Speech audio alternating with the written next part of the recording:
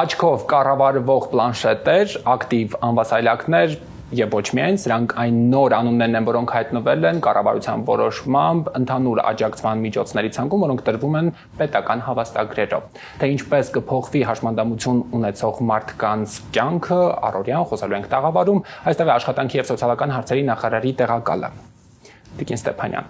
Նոր միջոցները ըստ էությամբ ավելացվում են, ինչ ուսումնասիրություններ են դրվել այդ հիմքում։ 2023 թվականից Հայաստանի Հանրապետությունում ներդրվեց անձի ֆունկցիոնալության գնահատման համակարգը։ Համակարգը մեզ օգնում է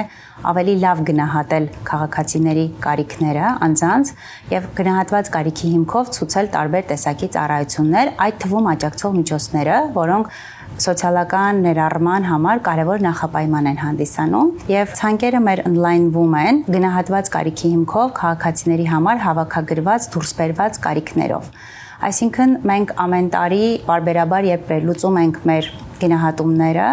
տեսնում ենք որոշակի ցուցումներ, որոնք հավաքագրվել են եւ այդ պահին չունենք դրանց համար նախատեսված արձագանք պետական բյուջեի շրջանակներում եւ վերանայվում են այդ աջակցող միջոցների ցանկերը այս դրամաբանությամբ։ Այս անգամ միանգամից 37-ով ընդհանուր հասնելով 162-ի։ Ճիշտ է, բայց գրաֆիկան, որ նայում էի ես, տեսա, որ մենք ել ավելի մեծ աջակցող միջոցների ընդգրկման ցանկ ենք ունեցել։ Եթե նայենք ժամանակագրության մեջ 21 թվականին մենք ունեցել ենք մոտավորապես 19 անուն աջակցող միջոց, 22 թվականից սկսած արդեն դրանք օնլայնվել են եւ այսօր հասել են 162-ի այս 37-ի ներգրավմամբ։ Տիկին Ստեփանյան, ես մասնագետ չեմ, գնային իմաստով այդքան լավ չեմ տիրապետում, բայց թվում է թե բավական, այսպես բարձր արժեքներով սարքավորումների մասին է խոսքը։ Արդյոք այն հավաստագրերը, որոնք տրվելու են, բավարարելու են որակյալ սարքեր գնելու համար։ Նախ ասեմ, որ այս միջոցառումը ամեն տարվա պետական բյուջեում ունի իր առանձին հատկացումը։ Օրինակ 2026 թվականի համար մենք ունենք նախանշված 3 միլիարդ 36 միլիոն դրամ եւ բնականաբար մեր պրոթեզաօրթոպեդիկ կամ աջակցող միջոցների տրամադրման բազայի հիմքով կատարվում է հաշվարկ եւ կանխատեսումներ, թե յուրաքանչյուր տարի ըստ իր հերթը հասնելու տրամաբանության երբ կդիմի մեզ եւ ինչ քանակի եւ ինչ արժեքով աջակցող միջոցներ պետք է նրան տրամադրվեն եւ բնականաբար այս 3 միլիարդը գոյացել է հենց այդ հաշվարկների հիմքով։ Մենք օրինակ նախորդ տարի սպասարկել ենք մոտ 16000 քաղաքացու եւ տրամադրել ենք շուրջ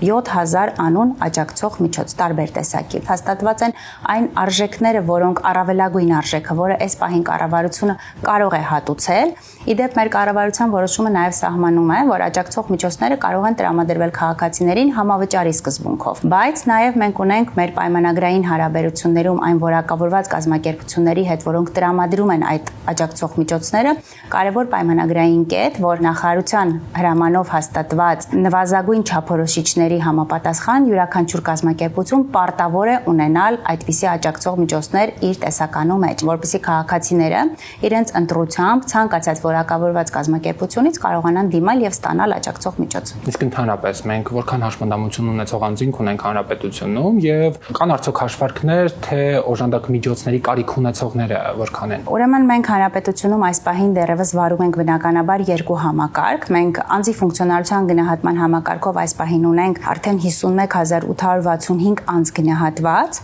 եւ ֆուշկասոցիալական համակարգով դեռևս ունենք 149869 անձ եւ ընդհանուր առմամբ հանրագումարային 201734 անձ ունենք հաշմանդամություն ունեցող մոտ 50000 անձ օգտվել է աջակցող միջոցների տրամադրման ծառայությունից եւ շուրջ 250000 աջակցող միջոց ենք մենք տրամադրել տարբեր տարիներին, տարբեր գնահատված կարիքի հիմքով տարբեր քաղաքացիների։ Արդեն նշեցիք գնահատման համակարգի հետ կապված որոշակի հարցեր,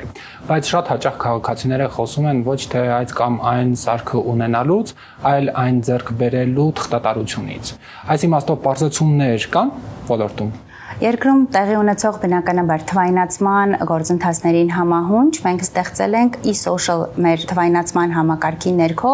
e-voucher, այսպես ասեմ, համակարգ, որը որ ներկայացնում է հենց թվային process-ները մեր քաղաքացիների դիմելիությունը հեշտացնելու եւ թղթաբանությունից նրանց ազատելու։ Ճիշտ այնպես, ինչպես մենք արել ենք մեր հաշմանդամության գնահատման գործընթացի դեպքում, այսօր արդեն կարող ենք 99%-ով ասել, որ քաղաքացիները առանց որևէ թուղթ այս ու թվային կողմ տանելու գնահատման գործընթացի համար շատ սահուն կերպով կարողանում են դիմել եւ նույն գործընթացի շարունակությունն էլ նաեւ տրամաբանական այս զարգացումներ աջակցող միջոցների դիմումի համար եւ նրանք իրենց էջի միջոցով արդեն կարողանալու են այդ դիմումները ներկայացնել բնականաբար մեր թվային համակարգը փոխգործելի է պետական համակարգերի այլ թվային համակարգերի հետ դա կլինի առողջապահության համակարգը հիմնականում որովհետեւ մեր որոշակի փաստաթղթեր բնականաբար գործընթացը թե հաշմանդամության սահմանման թե որոշակի օրինակ աջակցող միջոցների դեպքում երբ մենք ունենք մասնագիտացված կառույցի եզրակացության օրինակ լսողության դեպքում որոշակի աուդիոգրամմա պետք է տրամադրվի կամ օրթեզի դեպքում հատուկ մասնագետի, այսպես ասեմ, դիտարկումներ, դրանք մենք պետք է ստանանք մյուս համակարգերից։ Երբ որ ընդհանուր վերլուծում եմ, տպավորություն է, որ կառավարությունը այսուհետև ոչ միայն առաջնային կարիքները հոգալու համար միջոցներ է տրամադրում, այլ նաև փորձում է խթանել հաշմանդամություն ունեցող անձանց անկախ կյանք վարելու, ակտիվ լինելու հանգամանքը։ Կան ուսումնասիրություններ, թե վերջին տարիներին ինչպես են փոխվել նրանց ակտիվությունը եւ ներգրավվածությունը ընդհանրապես հասարակական կյանքում, կլինի, չգիտեմ, աշխատանք, կրթություն։ Իհարկե, ընդհանուր առմամբ ներառական հասարակությունը ժողովրդավար հասարակության ցուցանիշներից մեկն է ինձ համար եւ ցուցիչներից եւ բնականաբար հատկապես վերջին 5-6 տարիներին նախարարության առաջընթացը այս ոլորտում տեսանելի է թե համակարգի բարեփոխմամբ եւ թե ծառայությունների հասցեական տրամադրմամբ բնականաբար անելիքները դեռ շատ են եւ այդ հենց գնահատված կարիքի հիմքով ծառայությունների ցուցումները եւ հետո դրանց ապահովելը համայնքներում յուրաքանչյուր բնակավայրում խիստ կարեւոր է ամեն դեպքում դուք ինքներդ էլ նկատեցիք եւ տեսել են եւ մեր քաղաքացիներն են իդեպ իրենց բազմաթիվ արձագանքներում խոսում սրա մասին որ մենք արդեն վաղուց անցել ենք մի տեսակի աջակցության տրամադրումից դեպի բազմաշերտ եւ բազմատեսակ ծառայությունների տրամադրում եւ նույն աջակցող միջոցների նախագծում էլ եթե պրոյեկտ են կտեսնեք որ նախորդիվ հիմնականում աջակցող միջոցների մասին խոսելիս պետությունը խոսել է միայն հենաշարժողական խնդիր ունեցող անձանց տեղաշարժման որոշակի սայլակներ, հենակներ, քայլակներ եւ անգամ դրանց դիվերսիֆիկացիան չի քննարկել իսկ այսօր այդ 162 անուն աջակցող միջոցների ցանկում կտեսնեք որ մենք ավելացրել ենք օրինակ հաղորդակցման սարքեր, ինչի մասին նաև անդրադարձ կատարեցիք ձեր խոսքում, դրանք տարբեր պլանշետներ են, տարբեր տեսակի soft ծրագրեր, որոնք պետք է ձայնային ուժեղացուցիչ, ունենք տարբեր այդ թվում նաև օրինակ հենաշարժական համակարգի համար հատուկ կեցվածքով աթոռ սայլակ, որոշակի պարալիզներ ունեցող անձանց համար, կամ ունենք անգամ արդեն խնամքի պարագաներ, տակտիրներ, կամ միզահեռացման կամ կղանքի հեռացման որոշակի հատուկ ստոմաներ եւ կամ այլ սարքավորումներ, այսինքն այս ամենը նաև բնականաբար արվում է այդ դրամաբանությամբ, որ մենք պետք է խթանենք քաղաքացիների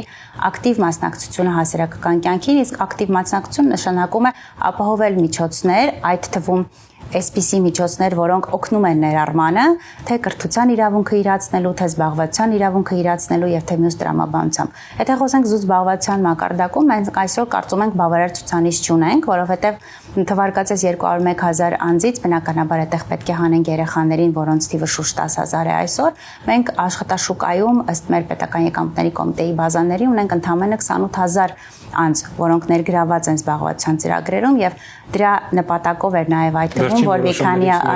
կառավարության որոշում ընդունեցին, կարծում ենք, որ կխթանենք նաեւ, բայց միևնույն ժամանակ մենք ընդլայնում ենք մեր ծառայությունները, որոնց մասին մենք բազմաթիվ անգամներ առիթ ենք ունեցել խոսելու, որպեսզի այդ հմտությունները զարգանան, սկսած հենց վաղ տարիքից, որպեսզի մենք հետո աշխատաշուկայում կամ նույն կրթական մակարդակում նրանց ներգրավման ժամանակ հմտությունների պակասի, այսպես ասեմ, լրացնելու կարիք չունենանք։ Տիկին Ստեփանյան, շնորհակալ եմ շատ հարցազրույցի համար։ Շնորհակալ եմ։ Իսկ ես հիշեցնեմ, որ խոսքը քիչ առաջ աշխատանքային զբաղվածության մասին դա մի նոր կառավարության ծրագիր է, որով խրախուսվելու է արդեն աշխատանքի տեղավորման հարցը, այդ թեմային կանրադառնանք առաջիկա թողարկումներին։